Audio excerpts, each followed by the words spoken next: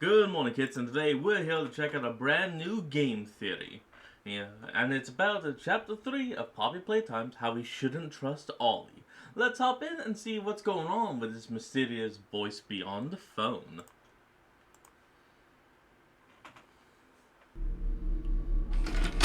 There we go. The audio always takes like 5 seconds. Greetings, theorist, and welcome to your first day here at Game Theory. Join our community, whose diligence and care for others will help shape a brighter future. Just you. Wait, what's with the gas? Oh, right, cat now. No, forget about that.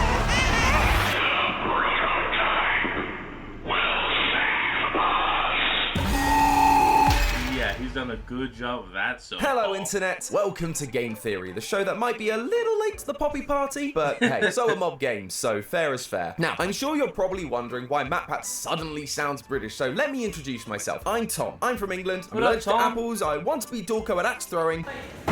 Oh! And this is my very first episode as the host of Game Theory. That being said, this is far from the first Game Theory I've ever worked. Well, welcome to the host seat. I'm glad to have you, Tom. I hadn't actually done the math until writing this episode, but it turns out I've written around 140 theories over the last 3 years working here, which is damn. wild. And I've covered so many different topics too. ARGs like Welcome Home, science and math episodes like Tom Nook is a Crook and Markiplier's Perfect Pokemon, which was fun, Oh, if yeah. not a little weird. And of course, I've written my fair share of indie horror lore for franchises like FNAF, Cooking Companions, and the topic for today's episode, Poppy Playtime. In fact, I've been working on Poppy Theory since the very first video back in 2021. Yeah, much like Matt has been around since the very beginning of FNAF, I have been around since the very beginning of Poppy. I was there analysing every game, every spin-off, every trailer, trying my best to solve what the heck was going on in this abandoned factory. Now, over 2.5 years later, we finally gotten to dive into Chapter 3 Deep Sleep, and time. boy, this was a massive step up. The different enemy encounters, a much longer playtime, and the scare factor was turned up to Very 11. long. Oh my god, why? How? Weirdly, not the scariest teacher I've ever had. High school theatre was rough. But that moment's a little way into the story, so let's start from the beginning. We are dropped Please. down a trash chute by the big bad of this chapter, Catnap. After escaping being crushed, we find our way down to a giant underground orb that contains the mysterious and horrifying location that's been teased. Would you really say it's an orb? It's more so really just a dome.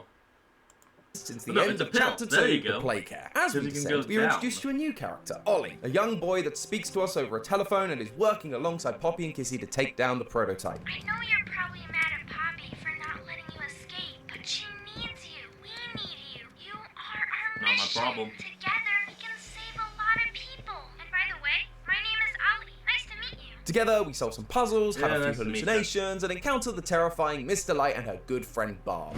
Ooh. Finally, after all that, we come Damn. face to face with Catnap. And hey, a final showdown that isn't a chase sequence. Look at you, mob games. You really are growing Oh, up. After yeah. electrocuting Catnap, the Even I prototype didn't lowers notice his that. hand from the heavens. Catnap kneels in worship of his god, and 1006 stabs him in the face. We bring back the power to the Playcare, divert the red gas, and use the elevator to escape even lower into the facility. Seriously, how deep does this factory even go? Eventually, this game's No gonna be us idea. just trying not to melt from the heat of the Earth's core. But as we descend, we hear the final scream of Kissy Missy fighting something. Poppy yells after her, but we're too late. We lose the light, darkness takes over, and the chapter ends. It's very dramatic That's and it? definitely made the wait worthwhile, but mob games didn't just increase the quality of the mechanics. They also filled it to the brim with the good stuff. That's right, this Sky Dome is bursting at the seams with lore. lore. We've got more VHS tapes, notes, death messages, all that show us that we were right about the red gas, what the Hour of Joy was, and when it happened. But while this chapter proved some of those theories right, it also threw other theories into question. Namely, what is the true identity of the prototype? For a long time, we believed it to be the CEO of Playtime Co., Elliot Ludwig. However, with the Makes reveals of sense. this chapter, I'm no longer certain that's the case. And it all comes down to two characters. Our newest helper and guide through the Playcare, Ollie, and the often ignored and angry character we hear about from the VHS tapes, Rich. Something old and something new. Feels kind of fitting for my first episode, really. Step into my shiny metal cable car, friends. It's time for us to find the truth hidden inside this horror. You know, hold on. One thing I'd like to point out just before we continue on with this is that I love how Tom actually has his cutout, I guess you would call it, in almost the exact same pose as MatPat. It feels like a good and respectful passing of the torch. I can't hate. I cannot hate. Fine factory. Kind of makes me feel like Willy Wonka. Come with me, and you'll be in a world of pure annihilation. Eat your heart out, Chalamet. So to kick things off, why do I think Elliot Ludwig is deconfirmed as the prototype? Well, in this chapter, there is a radio program we hear playing while exploring Home Sweet Home. Local authorities report that the body of a young boy has been found on the estate of the late Elliot Ludwig. Organs, as well as key bones for the skeletal structure, were reported missing from the body. The child's body was found at his home missing bones and organs. The pieces that we know are being used to create these bigger bodies, thanks to some paperwork discovered during the Chapter 3 ARG. This flies in the face of our initial theories that Elliot wasn't aware the experiments were being done. Now, it does say that this was the home of the late Elliot Ludwig, meaning that I was just actually about to point that out as well. Dead when the body was discovered, but that doesn't mean that he was dead when the body was placed there. And given how explicit this is, it feels like the devs are trying very clearly to show us that he knew what was going on. In our recent timeline episode, our proposed solution was that he was aware, but lost his memory during the conversion process, like we see happen to Thomas Clark during the Restoration VHS tape. That's why he turns on the staff despite being involved in the experiments himself. However, I'll be the first to admit that this is pretty speculative. We've not heard from Elliot Ludwig himself outside of the announcement for Playcare. We've assumed that he would become angry because we feel like he wanted to help the kids rather than hurt them thanks to the adoption posts around the factory. But it's a pretty loose connection. I also found this post from Reddit user Infinite Universe on the Game Theory subreddit that showed a drawing from Elliot Ludwig's office during Chapter 2. This drawing is addressed to Elliot, but notice what's at the top of the picture. Mummy Longleg's arm, meaning Mummy, experiment 1222, had to be in existence while Elliot Ludwig was still alive. So he cannot be experiment 1006. It's basic math. So this isn't exactly new evidence for Chapter 3, but it is great evidence nonetheless, and it was... Okay, hold on. Before we also continue on, can we say that this is some pretty damn good artwork for, you know, a child drawing this? Like, this is good. Like, you would expect something like this from at least, he's like, shit, I don't know. I mean, it's that good. Just threw me for a loop. Certainly new to me. Good job on finding that one, guys. So if it's not Elliot Ludwig, then who is the prototype? For that answer, we need to take a look at our something old, Rich. If you have no idea who I'm talking about, I don't really blame you. To be honest, I kept forgetting who he was between chapters. Despite appearing in every installment, he doesn't seem to have any connection to the story whatsoever. He was working in the storage rooms in Chapter 1, he got demoted in Chapter 2 to the, quote, Island of Misfit Toys, which, you know, nice Rudolph reference there. But third time's the charm, I guess, because now in Chapter 3, he's back with another VHS in one of the caves we explore outside the Playcare. When I heard his name, I realized he had to be important to all this. And thanks to this new VHS, I think we know why. Have a listen and see if anything jumps out to you. I take it you're not a fan of displays, are you? Nope. Never liked the feel of it. I mean, don't you think these kids deserve some real sunlight instead of floodlights and painted skies? I mean, we're not even allowed to talk to these kids. Isn't that... Sorry, Stu. Sorry?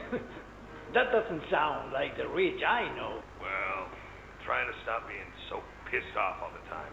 Which is My a wife good says step. I'm a lovely man, but I gotta control my temper. Did you catch it? Rich actually cares for these kids. In his very first tape, he mentions how he feels the orphanage is a good idea, but he also points out it's very on brand for the company, so it makes him seem distant. But in this tape though, he outright says how he feels about this place and how it treats the orphans. Underneath his aggressive exterior, he cares for them, and that attitude seems to be working He's a guy with a golden horn, but he's got a shit tongue. in his favor. You know, Richie, with my retirement coming up, they've been pushing hard for me to choose my replacement. I'm thinking about giving the role to you. Really? Really? Wow, he is Nothing really official shocked. yet, but I think there's a decent guy beneath all that graft. He's getting promoted. It's unclear to what position, but we Congrats. do know that the higher up in this company you get, the more you begin to learn about the true nature of things. It's the executives at the company that are running the Bigger Bodies initiative. And so there's a chance that dear old Rich here got promoted and was clued into what was going on. And given his love for these kids, I have a feeling that wouldn't sit too well. This puts Rich in an interesting position as it primes him to potentially be the true identity of either the prototype or the player themselves. We know the player appear as an ex-employee thanks to the descriptions from Chapter 1. The player was recognized by both Mummy and Mr. Light, meaning he had access to both the game station and the playcare, areas that were only really operated by staff members involved in the experiments. Plus, when we looked at the slides of the executive staff members in Chapter 2, one of them was conveniently missing a name, likely so he couldn't figure out who we were. If Rich is getting promoted, there's a chance he was given access to these facilities and continued to climb the ladder to be an important part of the team. So much so that he was informed of the experiments they had been doing, which would have horrified him and likely led him to quit, only to return years later. The problem is, the letters that fell off the sign of the executive slides don't spell Rich, or Richard, or anything that would point towards him being an executive. The tapes also show Rich to be an aggressive type who isn't afraid to speak his mind. For him to miss the hour of... Well, I mean, unless his name isn't Rich or Richard. Well, I mean, who knows? Maybe that is just a nickname. Hard to tell. He would have had to just run away, which doesn't feel in character for him. I also don't think Playtime Co would be particularly happy with someone who knew what was going on and had a tendency to make a fuss about it, just leaving their position. I mean, just look at poor Rowan Stoll, fed to Boxy Boo for discovering the truth and planning to release it to the public. Which is why I think it is far more likely that Rich is the one that goes on to become the prototype. The VHS shows that while Rich is trying to keep it under control, he has a temper on him, which matches nicely with the prototype's violent tendencies. Because the next day I got demoted down here to the freaking island of misfit toys! He is really mad. The prototype seems to possess an unprecedented level of intelligence, as well as an alarming willingness to commit violence. Rich is also temperamental, flying into these aggressive moods with very little prompting. It's just hard to be happy about it when manufacturing's on our necks about it, because we can't fight stupid ugly boxes! Which is exactly how Leaf Pierre described the prototype during the Chapter 3 ARG, temperamental. Now, we know these experiments can lose their memories, like Thomas Clark did during the Restoration VHS, but most experiments do retain some kind of core personality traits. For example, Catnap has unwavering faith in the prototype, something he had back when he was the orphan Theodore. And so the prototype being aggressive tracks with Rich's predisposition. There's also the prototype's initial goal, which seems to be stopping more toys from being made, stopping children from being experimented on. They are trying to build more toys, more like you. Actually, also, if you listen to the voice here, while yes, it does sound deeper and more artificial,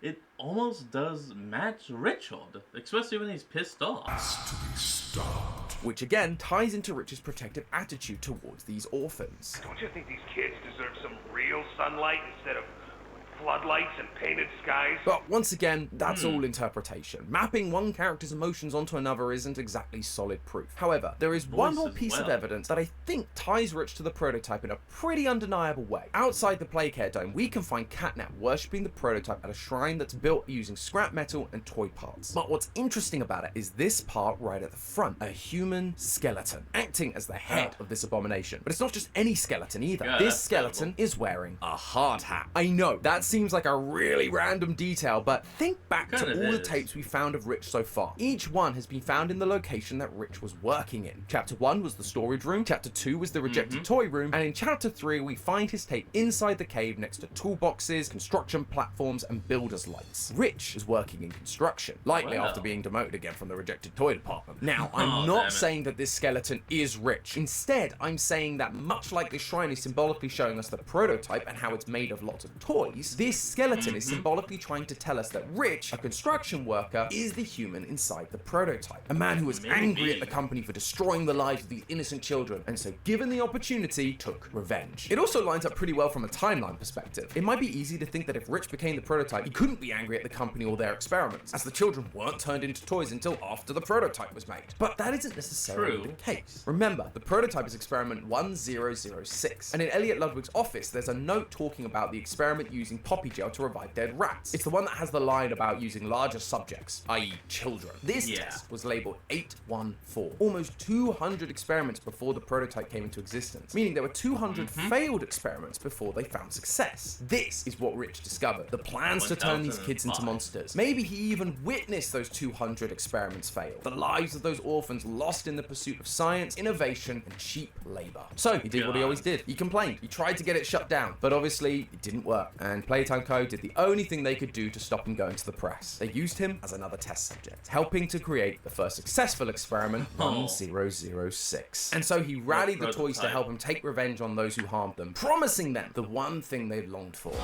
Freedom. Oh, Hold on, we'll have to see what that is in a moment. And we're back, and if you'll notice, we got a bit of a different lighting situation going on. And I just borrowed a lamp. Let's get back to the recording. That is a clip from the song Sleep Well by CG5, a song made in partnership with Mob Games and was posted to the official Mob Games YouTube channel. It is an absolute bop, but what's more important is the extra lore hints it gives us. The song shows the toys prior to the Hour of Joy, repeating over and over again that they want freedom. This was the reason for rebelling and causing the Hour of Joy. This is what the prototype was promising them, and as we know, they succeed. They kill off all the staff members, they have control of the factory, save the orphans, and yet, when we return, the toys are still here, still serving 1006. They never got their freedom, but why? Well, in the song, we do hear this repeated lyric. Technically, they got freedom from the toy makers, but now they're trapped under the command of the prototype. So, you know, it's like a Titan meme. I wouldn't say you're free, I would just say under new management. An artificial facade from a fraud of a god. And it makes way more sense when you check out the other version of this song that was released on the same day on CG5's channel. The song is exactly the same, but the video is different. It's set after the Hour of Joy with a destroyed Playtime code factory, scratches, dust and blood lining the walls. The toys are still singing about freedom even now, and so it feels like Mob Games spelling out that 1006, the only character we know that has been compared to a god, is a liar. And we can see this for ourselves in the chapter 3 death screens. We've believed for a while that these death screens are not coming from just one person, but rather multiple. Most notably, however, any message with capital letters seems to be coming from 1006 himself. And in this game, one of them stood out to me. This research must stay buried. Nobody may leave. He was never going to let the toy leave the factory. Instead, he wants to keep everything locked away. And I get it. I'm not sure the world is going to be super accepting of a bunch of flesh-eating sentient toys. But more importantly, if all these experiments were done in the pursuit of cheap labor and eternal life, it wouldn't take long for others to try and do the same thing again, harming more children and causing more pain. The toys from Playtime wouldn't be safe either. They would become case zero in these new experiments, picked apart and tortured so they could figure out what makes them tick. It would mean more pain and suffering for those who've already suffered enough. As one of the death messages says, these souls deserve peace, which won't come to them if they are released into the outside world. But clearly they aren't at peace down in the factory either. Like the song shows, they're still begging for freedom all these years later. And now characters like Kiss and Missy are helping us because they realize the freedom that 1006 promised them isn't coming. They're turning on him, they're restless, which then leads Catnap to tie up and torture anyone that loses faith, these so-called heretics, like we see with Dog Day. However, it is Catnap who is blinded by his faith, because another death message reads, "Burn this place to the ground." Combining that with the message from earlier about keeping all the research buried, and I think we have a pretty strong idea of what the prototype is planning. He wants everything the company ever touched destroyed, be it the poor children that got turned into toys, or the executives at the company like us who performed these horrible experiments. All of them must burn along with this place. I mean, if he wanted to just burn the factory to the ground, he could have done that, like, after the Hour of Joy. Yeah, like, after the Hour of Joy, have everyone gather together, but have the building suddenly go into a blaze.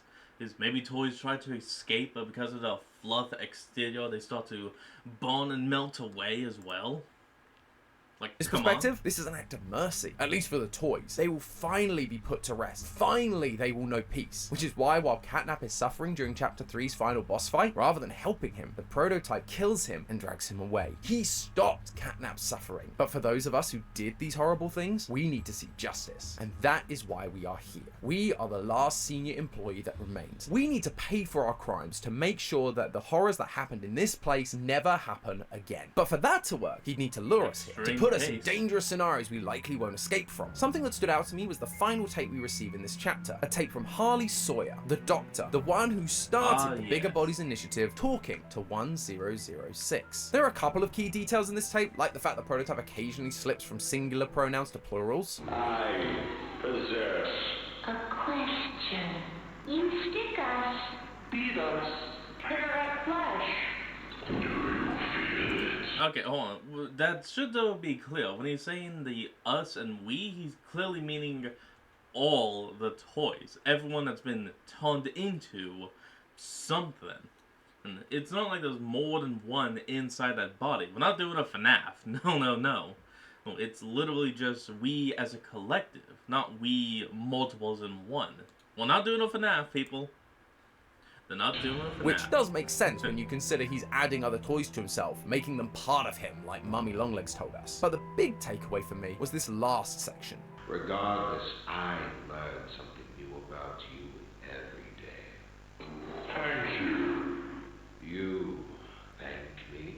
Absolutely. I learn something new about you every day. 1006 cool. has the ability to mimic voices, and specifically voices he's heard, rather than just voices of the people that are a part of him. That is the last thing they tell us about 1006 in this chapter. It's literally the parting words we get from these VHS tapes, which again tells me they're important to bear in mind when we look back at this chapter. And while I could make a joke about there being a robot that can mimic people down in the basement seeming a little bit familiar, I'm gonna hold off because it actually ties into another character I promised to talk about today, our new helper, Ollie. Ollie felt like a weird addition to me in this chapter, and not just because he sounds exactly like Gregory from Security Breach. Hey, can you hear me? Wait, does he? Oh, hold on. We'll have to see about that in a moment. And we're back with Gregory? Ollie. Kinda lost. Is that Gregory? Gregory? Someone said Gregory. Stop. Not Gregory. Gregory? You made it here! Oh no! Who's this? Gregory? No. Check this out. Look at the Wait, two even more? Yeah, you're not really helping the whole FNAF connection here, Mob Games. Regardless, I found his presence odd purely because of one crucial detail. He's a child. The factory has been abandoned for 10 Oh, years. yeah. Any child that somehow survived this long would be at least a tween at this point. And he does have to be inside the factory as well. Otherwise, how does he send us keys to the various parts of the playcare? It also seems unlikely that this is just a toy be with a child's alive? voice. Every toy we've encountered, Mummy, Poppy, Dog Day, all have adult voices. So if he was a toy, he wouldn't sound the way he does. But then, who is he? Simple. I'm suggesting that Ollie is a voice that the prototype is using to deceive us and Poppy. There's this drawing from chapter makes 2 that sense. shows a child playing with all the bigger bodies, and in it you can actually see Poppy standing there playing with the child. Poppy is the one that tells us to trust Ollie, which makes me think that he might have been a child she played with in the facility, and that's why she's willing to trust him. Plus, if you go through the game files and look at previous maps, you can find a room in Home Sweet Home called Ollie's room, meaning he was a real child in the playcare at some point, which would have allowed 1006 to mimic him. And here's the thing, up until now, we've managed to escape both the likes But of... hold on, how can the prototype mimic his voice so perfectly? As we heard back in that tape, all he can do is mimic certain voice lines or words that he's heard. And he's not mimicked an entire voice by itself. So unless Ollie has said all of these exact lines, prototype shouldn't be able to mimic him that well. Huggy Wuggy and Mummy Longlegs without any help from anyone. Why now do we suddenly need help to get through the playcare? Sure, Ollie does have all the keys to the facility, but when it actually comes to things like puzzles and monsters, he doesn't offer us any help or advice. He goes quiet and just leaves us to it. The only time he speaks to us is telling us where to go next, leading us into more and more danger. When you beat Catnap, you also get this weird line. Wow, you did it! You must feel pretty good. With Catnap dead, you're one big step closer to the prototype. Even I can feel the sarcasm in that. You've made your choice. You're staying to help Poppy. Well, finish the job. This win is yours. The words are technically correct, The best kind of correct. but the tone feels off, almost sarcastic, especially that line, "You've made your choice." Like, my guy, I've been helping Poppy since the beginning. That hasn't changed. And also, I couldn't escape even if I wanted to. What I think this is a slipping of the mask. Ollie accidentally revealing his true self because he doesn't want us to win. He wants us dead. Now, he doesn't speak entirely in plurals, but as I mentioned earlier, neither does the prototype, especially when he's mimicking someone else. I learn something new about you every day. I learn something new about you every day. That being said, Ollie does occasionally use lines like this. But she needs you. We need you. You are our mission. You are our mission. In the context of the scene, it feels like he's talking about him and Poppy, but calling us their mission feels like a strange choice of words, especially when you remember that 1006's mission is to lead us here and kill us. Throughout the rest of the run, he also uses we a lot, again, in a way that could be interpreted as him talking about himself as a player, but then there's lines like this. We need to make that red smoke go left instead. The "we" in the subtitles is capitalized, and despite multiple updates to this game, it's still there, at least at the time of recording, which makes me think it's a purposeful decision. This isn't the first time we've heard from Ollie either. During the trailer from Phase 3 of Project Playtime, we actually hear him giving the opening monologue, teasing us as to who he really is. Compassion is the discarded gem of the Forsaken. Call me a Forsaken fool. If that's not him admitting he doesn't care about us and our freedom, I don't know what is. He has lost his compassion, just like Rich, the prototype, lost his compassion not only for his fellow staff members, but also for the children he wanted to protect. He will kill anyone that stands in his way, just like we hear happening to Kissy Missy at the end of the chapter.